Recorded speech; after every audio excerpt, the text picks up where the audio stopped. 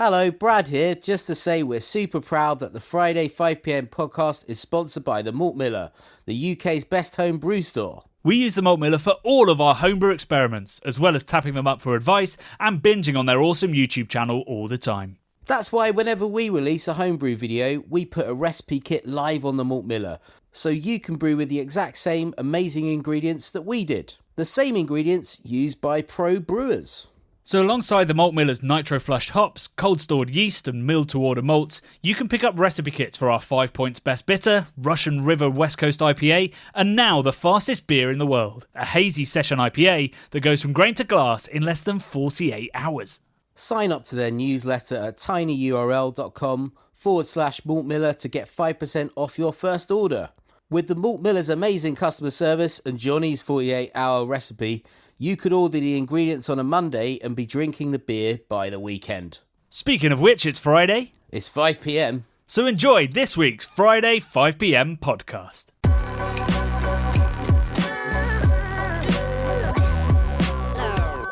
It's Friday, it's 5pm and my body clock's telling me it's 6pm. Yeah, I'm a bit discombobulated as well, Johnny. I worked out I got up at 4:20am on Wednesday because we've been away, haven't we? We've been to the continent. Just to explain that, we're on European time, baby. We're on Europe. We've got 1 hour jet lag, Johnny. That's how old we are now that we're suffering 1 hour jet lag. But I woke up at 4:20 on Wednesday morning, and Wednesday night, the last time I looked at my phone before I managed to fall asleep was 2am.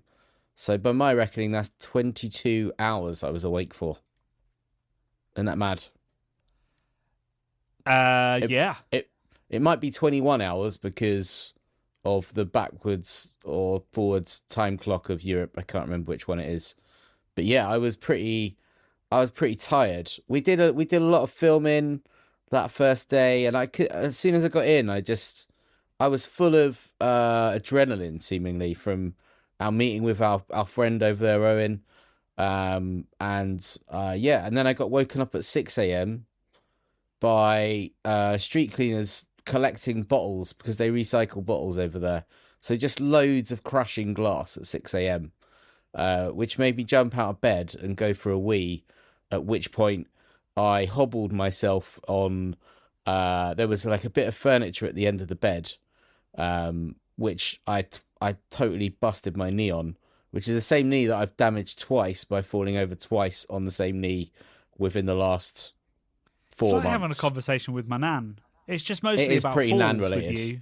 Yeah. It is a bit, yeah. So yeah, I'm slightly hobbled from our trip and jet lagged, but we had an absolutely great time in Belgium, didn't we, Johnny? Other than my slight hobbling and lack of sleep.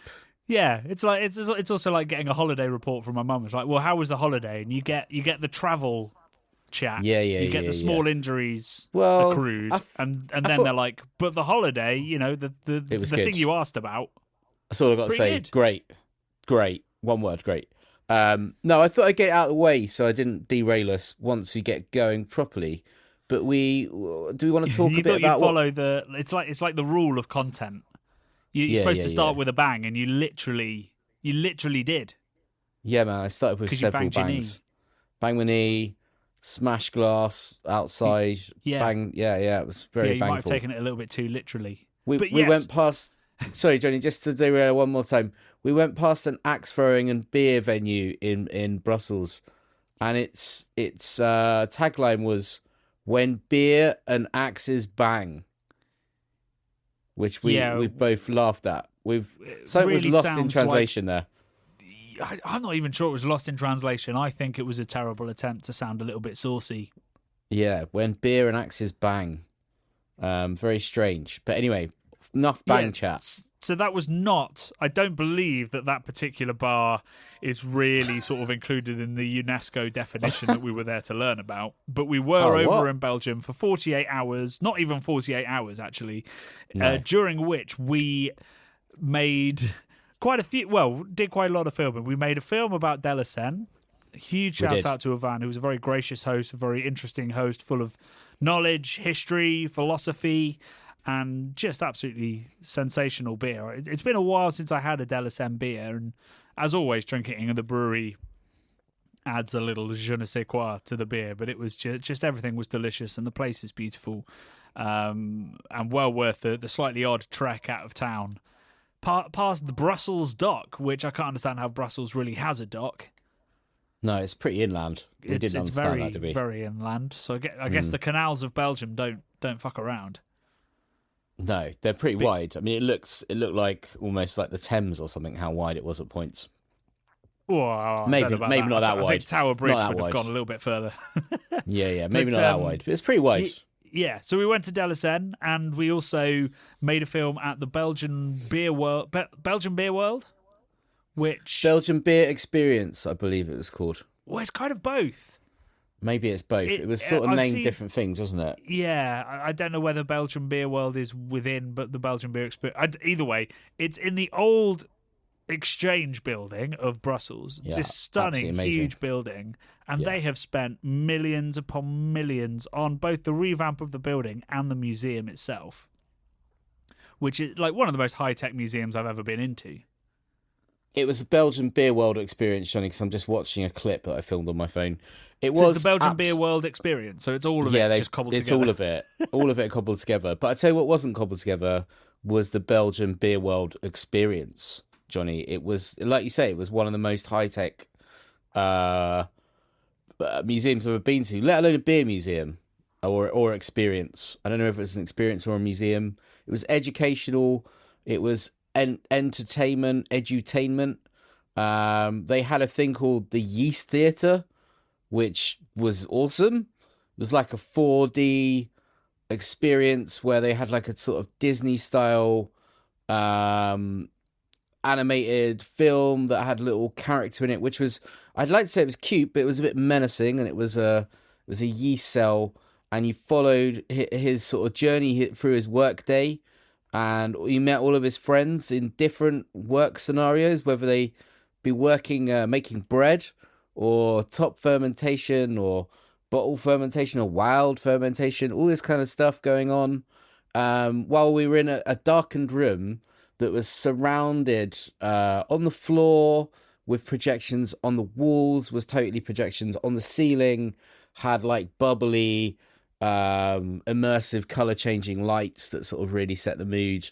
And at one point, when he was in this cold point in the story, I can't remember what that was, Johnny, fans started blowing us, and it became like a 4D cinema experience. It was pretty amazing. Might have been when they were crash cooling the beer, and suddenly these fans came on and blew cold air at you.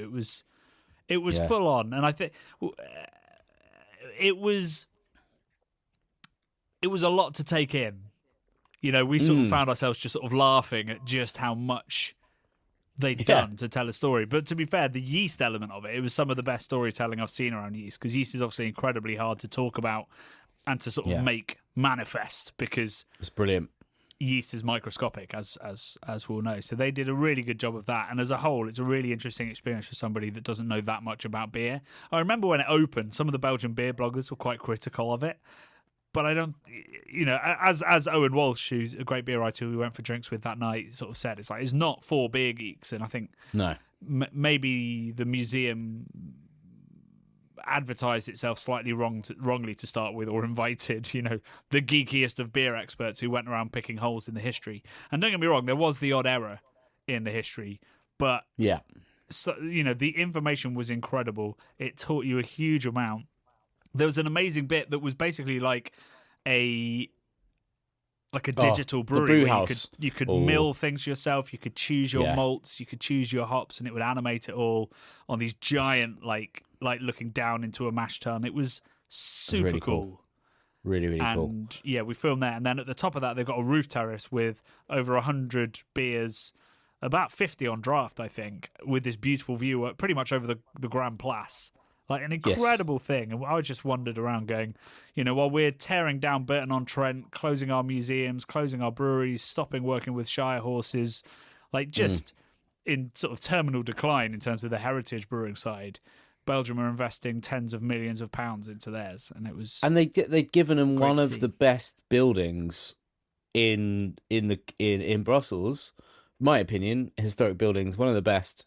They'd spent a bloody fortune converting that roof terrace. That was, that was to die for. That roof terrace, absolutely phenomenal. The architecture up there was amazing, and all of this, in aid of the course of protecting beer, Johnny. It was unheard of. It made me joyous. It made me a little bit angry that we don't do anything like this to support our heritage of beer in this country, and it made me absolutely flabbergasted that they've got so much in the way of beer tourism, and seemingly it just permeates throughout regular life in Brussels. It's just amazing. I've never been to Brussels before, so I was taking it all in as we were going around, Johnny. What did you think of Brussels? Give me your first timer's opinion. Okay, so it's got really, really beautiful historic areas with really charming streets. I dragged you along to a flea market because I love flea markets, and I didn't really have a proper look, but I had a little browse, and I thought that was super cool as well. Very brocante sort of styly. So I thought it had a vibe. Obviously, I haven't even talked about the bars, but as a vibe, I thought Brussels had a good vibe. It felt like quite a young city. We went to bars where there were quite a lot of young, cool-looking people, looked like they were in art school or whatever, alternative types, Johnny. Not fuddy-duddy places, kind of like a real mixed crowd in the bars. And full. Bars were packed as well. There were some areas that were a little bit downtrodden as you get anywhere, and as our friend Owen told us, there are some sort of drug issues. I don't know why I chuckled when I said that. It sounded pretty wild, and I don't know whether we got to take it with a little pinch of salt. But he did compare it to Brussels. This is to New York in the 1980s, Johnny. So this, New York was like bankrupt in the 80s. And I don't know if you've seen the film The Warriors, but they had roving gangs that would terrorize people on the subway system. And there was a hell of a lot of gang violence, and obviously graffiti culture, hip hop and rap and stuff grew out of like the streets and stuff. So he painted this quite vivid, well, maybe because I'm into all that sort of cultural stuff of New York. It painted a vivid picture in my head when he compared it to New York in the 80s. But he said, like, genuinely there is, like, a gang war going on between, I think he said, the Albanian mafia and the Marseille mafia. And people are getting shot and stuff, which you wouldn't associate with Belgium. We did see a fair amount of police cars going around, but I felt totally safe the whole time. And I just thought it was, despite all that I've just said, absolutely charming place. Incredibly friendly people. Chips are all right, I suppose. We didn't have any chips with mayonnaise on. The first lot of chips we got had stew on, and we both agreed the stew wasn't very good. Which is disappointing in Belgium, because after frites, you pretty much think stew when you think of Belgian beer cuisine, Belgian cuisine. Indeed, that stew wasn't up to scratch. No, but overall, as a first-time experience of Brussels, I'm going to go back. I thought it was brilliant. As I said, I haven't really talked about the bars yet. Yeah, I was going to say, because that's really what I meant. As a beer drinker, what did you think of Brussels? I'm charming. The brown cafes are like beautiful, full of character, full of characters. How would you describe a brown cafe to somebody that has no idea what you're talking about? So I think the name is pretty evident in that there's a lot of brown going on, and that a lot of wood be paneling. I think is it's from wood paneled walls, but also like there's a general sort of dark, welcoming darkness. It almost feels like tobacco stained walls. They're quite kind of dingily lit, but in a charming way. There's lots of paraphernalia on the walls. Old metal signs of brewery stuff. Some of them are kookier. We went to I can't pronounce it, but it means puppet theatre. Johnny, you can have a stab. Pushing Kelder, which is Roughly. awesome. Like, brilliant. Like the inside of my head.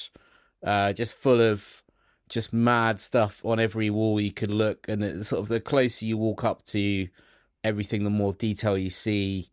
Incredible service. Wherever we went, I thought the service was really good. Like, obviously, that is part of their UNESCO thing. But, like, the service from the bar staff, super friendly, endearing, knowledgeable, great pause every time, like theatre around pause as well. Like in the puppet theatre, I'm not going to try and pronounce it. We had this great waiter who was really a very fun man, and when he brought the beers out, he was doing lots of entertaining, elaborate ways of pouring the beers, different ways of pouring each beer, Johnny.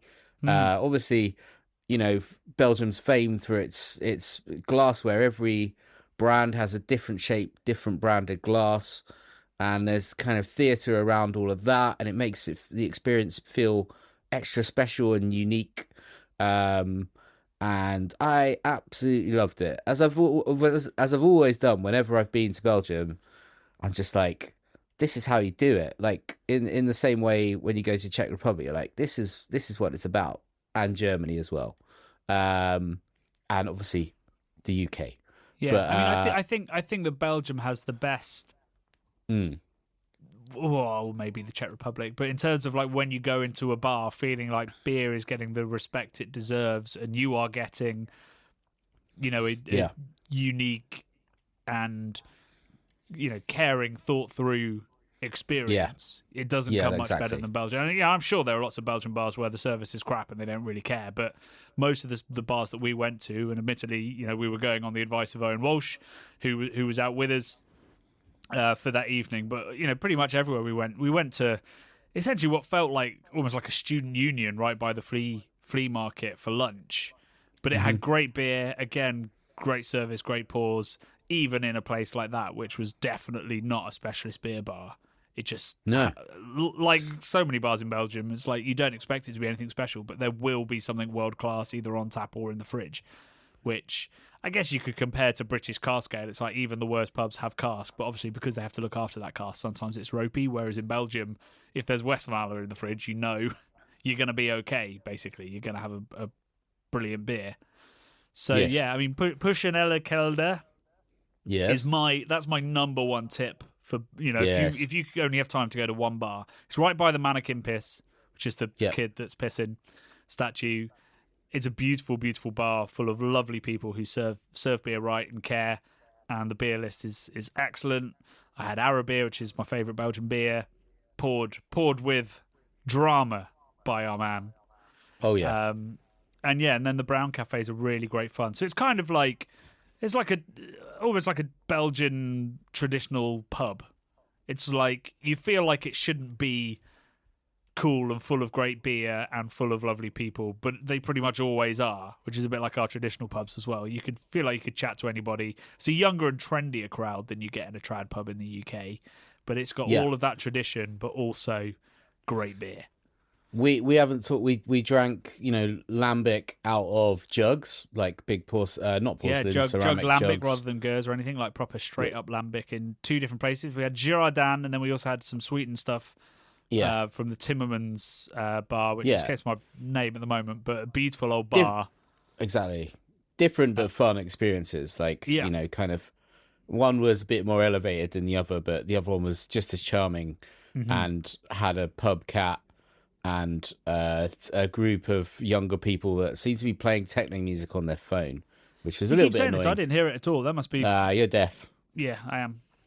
You're not wrong. That was great. And then on the last night, we went to... We bumped into another beer writer called Joey Leskin, who's Beer in the City. He writes a sort of a blog about London beer and increasingly more other stuff. He's just done a great article on Pellicle about Thai craft beer. But we went with him to Spinnekupke, which we think now means like spiderweb. Yeah, it's definitely a spiderweb vibe. It's a really cool... It looks like a farmhouse sort of building, but but inside it's like a little labyrinthian restaurant, I guess, but with great beer list. And really, I'm guessing it's very old fashioned Belgian traditional food that was like heavily offal based. Yeah, pretty head to toe eating. We were offered bull's testicles, which I'm ashamed to say I caught the eye of the waiter as she said it and giggled and then couldn't look her in the eye again. And then she came back a minute later saying, actually, they've run out of bull testicles, which is lucky because we were all about to order it. Bull testicles. What else? They had udders. Udders. Yeah. Udders. I had pig's cheek, which was one of the safest things on the menu, I reckon. Yeah, I had stomp, which is like traditional. It's basically like a mash with vegetables in it, with a slab of bacon and a big fat sausage, and not enough gravy though, Johnny. Not enough gravy. I thought that when it was tasty. We went there. That was good. We had some other good food, didn't we? We went to Cantillon, mate. I totally forgot. We went to Cantillon. Had a bottle of awesome. Racine, so it was an orange wine pommes. Yeah, love that. Lambic, 2-year Lambic, basically flat. It was very, very fresh. It was only bottled 2 months ago. And if I were Cantillon, I wouldn't have released that bottle yet. It still had some isoamyl acetate popping off. It was sort of in that pet nat territory, maybe a little bit less than pet nat in terms of carbonation. It was pretty flat, but it was just about bubbly. And I think maybe if it had waited a little bit longer, it might have gained a little bit more complexity, might have rounded out a little bit more, and might have just had a little bit more zip to it. But it was great to be there. Since I've been there, it's completely changed. There's now an upstairs bar with like full service, which it used to be.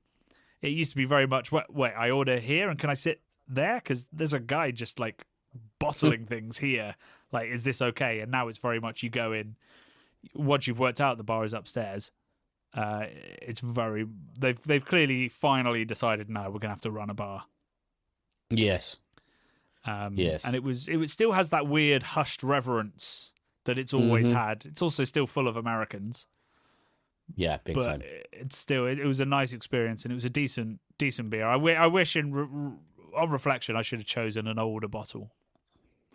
Well, I did. I pushed for the orange wine because it's trendy. I was like, well, I wanna have something that's orange. You know, I was ready to be led because it sounded like a fascinating. Fascinating. Yeah, maybe Cabernet Sauvignon and what was the other grape variety? I can't remember. And it was good. Don't get me wrong. I was just when you go to Cantillon, you're expecting to have your mind entirely blown. And yes. I was just nicely satisfied and intrigued rather than bowled over. Yeah, I would say, I mean, I've wanted to go to Cantillon since I've liked beer, since we started the channel. So going there, it has this sort of like mystique around it. And I think as someone who hadn't been there before, you said it's changed quite a lot since you were there. It sounded a bit more rough and ready when you went there before. But it felt like there was production going on, which I was thinking that's cool. I like the fact that there's activity here. The things are actually happening, even though they might not have been brewing because of their the unique way that they make beer and age beer and all the rest of it, mix beer. But it felt like it was alive. And you did say that we saw the owner walking past several times. We did see Jean Van Roy walk straight past us, yeah. Didn't remember me. Didn't remember you. But I mean, look, he probably wasn't looking at your face. He's probably thinking, I've got stuff I've got to be doing. It's also been a decade since I last saw him, and I only met him like 3 times. So, but like, very cool. The bar upstairs had a nice open fire, but a bit too bright is what I would say. Too many lights up there. I wanted it a bit darker, like a lot of the more trad. Because let's be honest, Cantillon fans would rather be in the dark. Yeah. They want to hide away and stick it on Untapped or rate beer and yes, they don't want to be seen. I don't think. No, it was good, but overall, really, really great experience, and I will be going back to Brussels. And of course, we haven't talked in depth about Delasem, but that was a very cool place. No. Like honestly, the video we've put together, we didn't get to spend much time on there. We were there for probably just over 2 hours. That was it. But Ivan, is one of those people who you start the camera rolling and off he goes. Like he's somebody who's so on top of his topic that he could he could get out of bed and immediately do an interview because it's just all there. We had a great interview with him and a great tour in which we learned sort of the philosophy that they have behind their brewing, which is sort of a mix of British, German, and Belgian approaches. So like German precision, Belgian styles, and English. What's the word? Like English subtlety. English stats. I would say like the dryness and the bitterness and everything is inspired by England. The precision of the brewing and the equipment he uses is all inspired by Germany, and then he makes Belgian styles mostly, except for his Pilsner. So it's a really interesting mix and truly delicious and unique beer. Yeah, and a beautiful, beautiful venue. Like the brew house. I said to him, it reminds me of the Allagash brew house. And he was like, well, yeah, I love Allagash. That's what it's based on. The whole kind of like the giant window. It kind of looks like Allagash when you're in there. And then the tap room is absolutely immense. It's like a vast, I don't know, I won't call it a cathedral, but it did have a double height to it, but you couldn't really go upstairs. But recycled floor, which looked amazing. All the bar was like a giant sort of double-sided bar, so you get served on each side. It had a big outside area. It was freezing cold, bricking freezing, but in the summertime, the giant windows, some of them could be roller shuttered up into the ceiling, and they open out onto this sort of like big open space because it's quite an undeveloped or like ongoing development area right where it's situated. So there was like it looked like a broken down church just outside, but it turned out it was something to do with a railway building which has been abandoned for many years. But it's sort of quite almost a little bit desolate, that place, but felt like it had a lot of history there. But as a venue, you got to walk out of town a little bit to get to it, but well worth it when you go there. I mean, I can imagine. Like, what was it? It was about 20... because we were early, weren't we? Because it didn't take as long as we thought. About 20 minutes from the centre? Yes.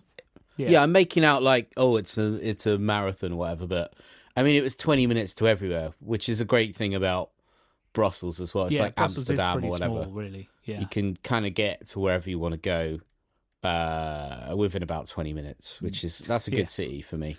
The last thing I just want to say about Delacenne, because it didn't make it into the video because it was a discussion that we had after we'd finished rolling, and we were just having a beer while we packed everything up, and I signed my book for him, and we went on our way to deal with a crisis, which we'll talk about later. We got chatting about his Pilsner, which I think I got sent some or something. I can't remember. The Zenner Pils, and I wasn't expecting that much. Not because they're not a brilliant brewery, but because I didn't expect Ivan to really love Pilsners, and I didn't really see how a brewery that focuses on high ester, dry and bitter Belgian ales, what a lager from that brewery would look and taste like. So I had a conversation with Ivan about that when he was pouring some, and I said, I tried it and I thought it was absolutely brilliant. What was the process? What was the philosophy? Why have you done it? And he said the first thing he said was because lager is the ultimate. He said because Pilsner is the ultimate beer, which blew me away when he said that. He was like, when people think of beer, they are thinking of Pilsner. It's true. If you're going to have a Pilsner, you should meet those expectations, which I thought was a really interesting thing to say as a Belgian brewer. But also, he then said that because he had no idea how to brew Pilsners, he was a home brewer who went pro, and he'd never done lagers at home because back then you didn't really have the technology to do it. You'd have needed a giant fridge or cold weather constantly. So he said that he contacted his friend, who's the owner of Schönrammer, a producer of possibly the best German Pilsner to have ever been made, and that they worked together on the recipe and building into the beer some Delacenne character. And as a result, it is beautiful. It's definitely a little bit sweeter and oilier is probably the best word for it. It's got a real feels like there's loads of candied lemon kind of hop oil in there. It's quite a smooth, bitter sweet beer, but so crisp and clean and like all the Delicen beers, dialed in to be as drinkable as you can make a style. And we at this student cafe where we had lunch yesterday, I necked a pint of it in, what was it? It was 7 minutes, I reckon. Like, before the food arrived, I'd finished my beer, basically. It's just nectar. It's a really good beer. Do you think, does Ivan's entry there with the lager now make Belgium a world-class lager country? It's a different style, because they got one of them. Do they enter the ranks of Germany and Czechia? I think that would be grossly misleading to say to somebody, go to Belgium and drink great lager, because they are famous for lager. Yeah, they are. If you like lager, though, you could go and just drink that. And it was on everywhere. It had been embraced by everywhere. Brussels. So Zenapils he said it was great. Yeah, it was like the lager of the city, I think he said. Oh, no, that was Zinnebeer is the beer of the city. Sorry, that was Zinnebeer was great too, though. So like the Belgian pale they have, yeah. Yes, that's fantastic also. I should say, I've just been rude about Belgian lagers, which I stand by, but there was another beer that we had, so Le Mule, which is in the north of Brussels, who focus on German styles. We had a Pilsner from them that was also very good, and interestingly similar in style, I think. Like, it had that kind of oily hop oil kind of feel to it, while also being, loaded with sort of honey and biscuit and the kind of stuff that should be there. And that was a really nice beer in a beautiful can as well. Yeah, 100%. So it's not to say the Belgians can't make great lager. It's just that few of them have until perhaps now. Because anybody can make great lager. It's not a national secret of Germany and the Czech Republic by any stretch of the imagination. They famously, as we know from my book, Spartan told everybody how to do it. They sure did. And long should that continue. Yes, so we haven't talked about the final thing we did either, the most important reason that we went. I'll chat. I'll chat with Norbert. Yeah. So Norbert is a man who I got in touch with quite a long time ago, like pushing a year ago, I think, when we were really starting to kick on with the UNESCO campaign and start to put it together, sort of the behind-the-scenes element, less so the video. I reached out to Norbert, who is from the German-speaking part of Belgium, and he is he was the civil servant that was behind the UNESCO campaign for Belgian beer. So he literally managed that campaign and brought it together. So I reached out to him and said, hey, could we have a chat about how you went about this and how we might be able to? And so we had a Zoom call ages ago, and he was great, gave me as much information as he could, and was a really interesting guy in himself. He runs a little commercial brewery. And so we wanted to get him on camera as part of our Keep Cask Alive series to talk about what the struggles will be and the best way to do it.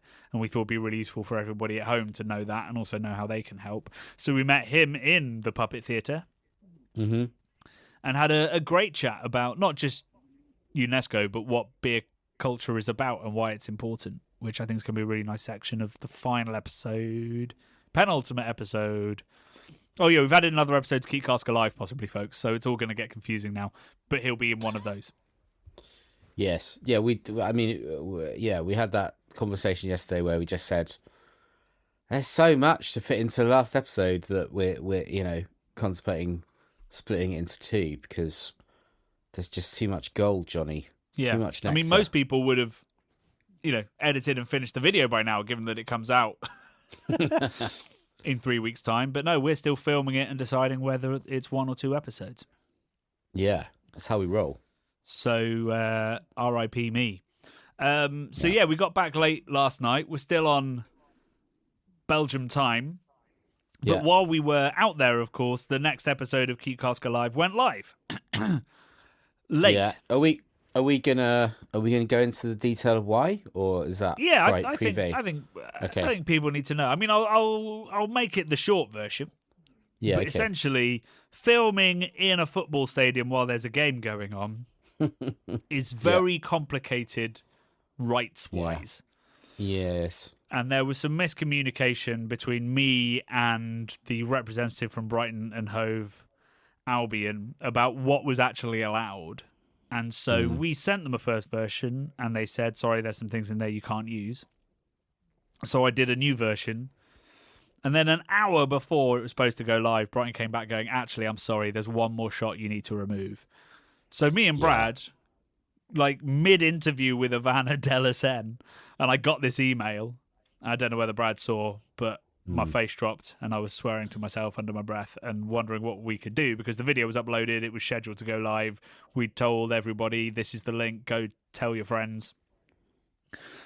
And I also obviously didn't have my hard drive with the terabytes and terabytes and terabytes of HD footage, so we couldn't edit the video. So in the end, we ran back to the hotel and using a previous version and an even more previous version, borrowed bits from all over the different videos to fill in the gap. I think they call it in the car trade like a cut and shut. So it's when you take two cars that have been accident damaged, and you literally like saw them in half, and then splice them together. Right. So it's a sort of I mean, effectively, we ended up with what we needed, but it was it wasn't open heart surgery. It was more like a massacre with a chainsaw to accomplish what we needed to. Yeah, or in like a very short space when of time. a magician cuts somebody in half and puts them back together again. Yeah. But So actually, I've had a fun idea. If anybody can watch that video and come back to me with the timestamp of where we had to cut 3 seconds of footage out, I'll send you a T-shirt or a book or something of your choice. If you can find me that exact timestamp. Blimey, that's a generous offer. I think it's fun. It also might increase watch time. Might do. It might do, yeah. Get that Hopefully algorithm flying. Yeah. Yeah. But yeah, so this video was our story of the hop harvest again, but from the specific point of view of Charles Farehams'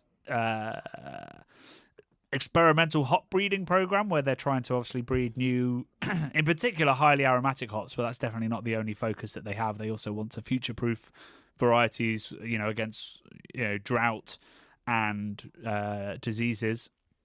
And also to potentially find eventually replacements for things like Golding and Fuggle, which are really, really struggling and very hard to grow these days. So we followed that story, and Charles Fareham, huge shout out to them, are sponsors of the whole documentary series and indeed our UNESCO campaign. And really, they've been hugely supportive to us for a long time and have welcomed us out to the farm every year since 2021. So it's 3 years in a row, and probably will go out again this year. To see the harvest, and it was a real privilege to be there in that room sniffing the 57 new hop varieties. And we might have sniffed something that's gonna change the British beer scene potentially. Yeah. It was exciting, as you could tell from me and indeed the footage that we spliced together. I was a bit overexcited in that moment. Yeah. It was an amazing day, as it always is at those places. Is that where I crashed the drone? Or was that? That is where you crashed the drone, yes. That's where I crashed the drone. That was less amazing. But, the drone, drone's good. As long as you don't crash it on concrete, I think they're all right. Or over water, and then you're going to be paddling to try and get it. But, it's fantastic. I mean, we had a comment from Charles Johnson about when you were doing the hop sniffing with Rob, and he said it's like you've got Tourette's when you go hop sniffing, Johnny, which I thought was a fair point because you were just coming out with loads of random words. Seemingly. Yeah, I mean those are just the ones we recorded that you guys saw. There were many others. Yeah. Flumps, I remember being in there. Iron Brew, I think you said at one point. The Iron Brew chewing refresher. Bars, yeah, it was pretty wild stuff you were going into. So I enjoyed filming that and watching your brain work and people around you either going ooh or going nah. Yeah, but mostly real ooh. mixed bag. Yeah. Yeah. But it was fantastic. I think as a video, brilliant. We're getting a lot of comments saying our best work. I mean, I think in terms of, I think we told two very disparate stories and stitched it together and made them compelling. I think I was really proud of that video, and in particular the amount of stories we put in there. We put the decline of hop farming and its possible savior with a bit of climate change and stuff thrown in. We put the future of British cask and the future of like modern styles in cask in there. And then we talked about a 200-year-old brewery and a 200-year-old football club and their fight for equality. And then went to a Premier League football game and talked about how beer and football sort of go hand in hand and have a lot in common in terms of supporting your local. It's a lot of messaging, a lot of things to navigate, and we managed to do it just about in under 40 minutes. Yeah, I mean, it was great edit job there, to be honest. There was so much going on, so many locations, Johnny, that, to fit that all in and kind of like match them up together, and show the sort of similarities, like you're saying, between the cultures was really a bit of a masterpiece. Very, very good work. And only one person calling us woke nonsense. Just the one. Yeah, well, on that video. You can't please everyone all the time, Johnny. So no, we'll just focus on the good stuff. Yeah, and I should give a shout out to Harvey's as well. Not only did they look after us very well and help us pull together a really great video about a very beautiful brewery, they also suggested the addition of Lewis FC when we were talking about what we were trying to film and the message we were trying to get across. They were like, well, Brighton will tell that story, but also we have our local football club that you should meet. And so they very hurriedly managed to get us in and get us in touch with Bambi so that we could speak to her. And she was terrified of being on camera, not her usual role. And in the end, she was absolutely great. Once she warmed up, it was a really, really good conversation. I think she's a brilliant ambassador for football in general. Indeed. So yeah, shout out to them, and I hope one day to go to a Lewis FC game. Yeah, well, Brad won't be joining me, but I'd like to go. Maybe I'll go and hang out in the what's it called, where they were growing the plants. What is that? Oh, the allotment. I'll go. Oh yeah, you can go while the game's on. See what they're up to. I mean, probably get a good view of the game from there as well. To be fair. Yeah. 100%. So yeah, really, really pleased with that video, and I think it's the kind of thing that we wouldn't have had the gumption or indeed the skills to make when we did the first series. So it's a really unusual video for us, and I thought it was great fun to make, and I'm so glad that everybody's enjoyed it so much. Not the best performing views wise, but definitely the most unique, and lots of people have been excited to see that kind of thing. And I'd like to do more kind of cultural stitching together things, not necessarily with football, but with other ways in which beer has changed the world, and to get out there and see it. Because we talked a lot about it in the stuff that was promoting my book, but by that point we couldn't go and film it. So maybe there's some more cultural stories to be told. For sure. While you've been talking then, Johnny, I've got noise cancelling headphones on. I've just realised that Jeff, my little cat, is sat next to me snoring her head off. So hopefully that's not getting picked up. It doesn't appear to be getting picked up on the microphone. So if it does, guys, apologies. She sometimes fires up, and you'd think there was an adult drunk male in the room with the volume of the snoring. Wow. So apologies if there is any of that going on. It's not me. I haven't fallen asleep. It's my cat Jeff. So yeah, but like I kind of hope it is picked up. Talking of animals, people were loving Seagull Man, who we talked about previously in a podcast. So lots of people were saying that the prophecy has come true. Seagull Man has arrived. But the thing they don't know, Bradley, is the mystery of the missing Seagull Man footage. You couldn't find it. You still couldn't find it. No, it doesn't. It does not exist. I'm afraid. Jesus, I filmed him. So everyone, I filmed Seagull Man. First of all, I saw him outside the stadium, and then I followed him. He had a seagull. He was blowing up a seagull, right? Which turned out to be a hat. It turned out to be a hat. At that point, he had a disco ball thing on his head, like his other two friends. So I was like, well, I'm following them. So they've got some outside footage of that, and then spotted him across a crowded room. It was magical, Johnny, when I spotted him in his majestic seagull hat. And I just zoned in on him. And I just pointed the camera at him. I didn't even say, like, all right. And he started singing his beautiful seagull songs. And at one point I asked him, what are you drinking, Seagull Man? And he said, Harvey's, I'm on the Harvey's.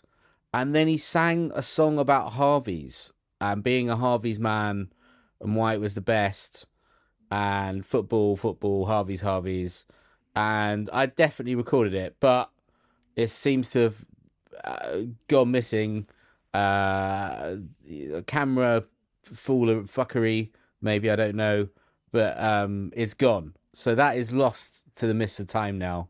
But Seagull Man sung a song about Harvey's, and then I asked him what his two mates were drinking. Well, I asked them, and they said Guinness, Johnny. They weren't drinking Harvey's, Guinness? but I think they said Guinness. Did they? I didn't know so. Guinness was. Maybe it was a Heineken tie. I thought they'd have struggled to get Guinness in. It was dark. It was dark what they were drinking. Right. I was too hopped up on the Harvey Seagull Man, but they weren't drinking the same thing. It was darker. Maybe it wasn't Guinness, but it was not Harvey's. Are you sure it wasn't? Because they had Harvey's mild on as well and some other Harvey's beers. Could have still been. Maybe it was. Do you know what? Let's say it was a Harvey's beer then. Yeah. That's better, isn't it? Luckily, it wasn't. Everyone listening to this podcast didn't hear us create that lie. Yeah, it wasn't best. They weren't drinking best, but yeah. He sang a song about best. It was brilliant. I recorded it, but obviously didn't press record button potentially. But I swear it was all on the one take, so I'm so super confused by this. But that's a little insight into trying to capture lightning in a bottle. You get jittery sometimes when you're filming someone who's given the magic. When you're aware that you need to capture this magic, it's often harder to remember how to capture it. Yeah, maybe I pressed stop when I should have pressed record. I might have I don't even remember putting the camera down off his face, but maybe I engaged with him on a human level and took the camera out of the way and said, mate, I love your hat, blah, blah, blah. What are you drinking? And then he said Harvey's, and I went to him, say it again. And then he started singing. So maybe I just got so excited I forgot to press the button. But the passion of Seagull Man, I think was common amongst the crowd there. Apart from me, obviously, you will see my face. I don't look very passionate. Part of the footage we couldn't use was we did vlog our way through the match. Yeah, in which you would have seen Brad's pathetic attempts at seeming remotely into the football. I was just really cold, basically. Yeah, well, Brad didn't dress appropriately for the weather, and as a result was a sad sack for all the time in the actual stadium. Yeah, in the stadium, yeah. I wore a coat, which I think, I'm not going to go into it, but it was basically, it looked warm, but it wasn't warm. I think we've already told the story on the podcast, thinking about it now. We have. I think people know about your towel hoodie. Yeah. It's a towel coat. Yeah, it's rubbish. Anyway. Yeah. So, yeah, look, would I go to a football game again? Probably not. Would I drink Harvey's Best with Seagull Man again? 100%. Only if you're filming this time. Only if I'm filming this time. Yeah. But yeah, fun. Right, well, that's all we've got time for this week. So next week, of course, there's another Keep Cask Alive episode coming your way. I am super nervous about this one. It's it's going to put some cats amongst the pigeons for sure. Yeah, we basically take on the sparkler debate, which is never a good idea on the internet anyway. Yeah, but we tackle it head on. Mm-hmm. Is that a pun? The head on. Yeah. There you go. Yeah, happy with that. Might find a place in the VO. I've done the VO. We're not that far behind. So yeah, not content to just have that controversy. We are also doing literally 20 minutes worth of the history of isinglass, folks. And why, I can't speak for Bradley, but my perspective on isinglass has shifted quite a bit as a result of truly understanding what it is, where it comes from, and the truly, genuinely fascinating history of isinglass. Like, genuinely, the interview with Brent Jordan, who's general manager at Lallemand and runs the AB Vickers plant where the isinglass is made, which is in Burton, is going to blow your minds. It's super interesting. And we do a little piece about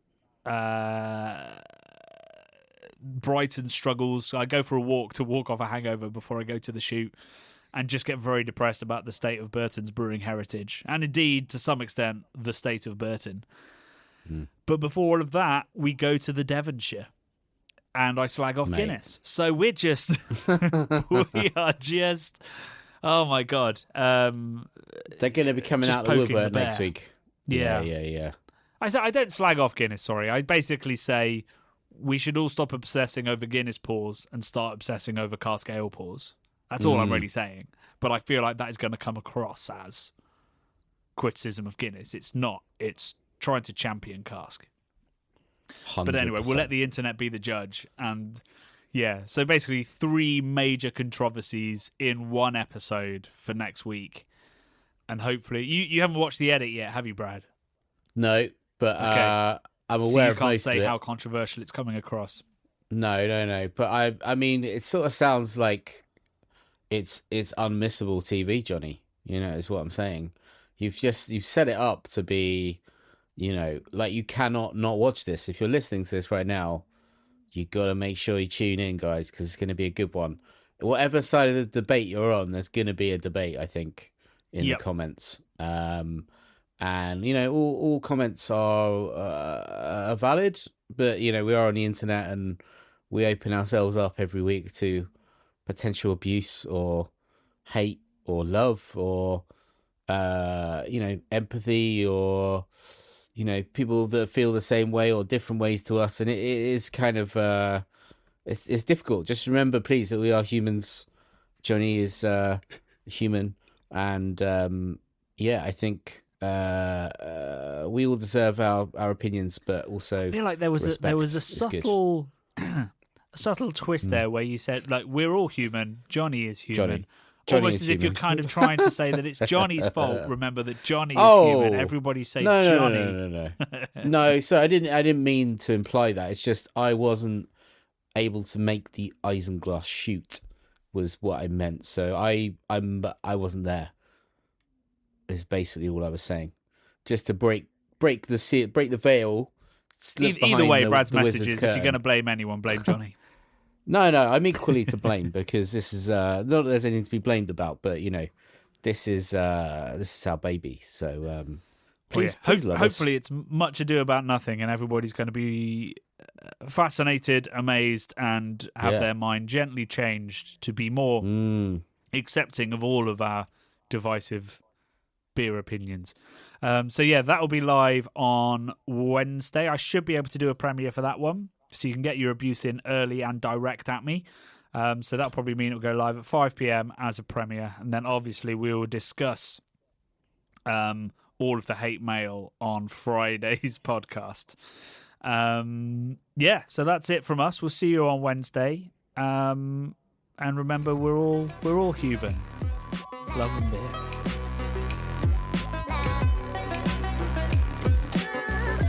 The Bubble and Friday 5pm podcasts are brought to you by the nerds behind YouTube's craft beer channel. You can watch over 400 mini documentaries at youtube.com/the craft beer channel. And if you love what we do, support us via Patreon and get access to merchandise and our amazing Discord forum, a positive and welcoming space for everyone who loves beer, food and homebrewing. Love and beer.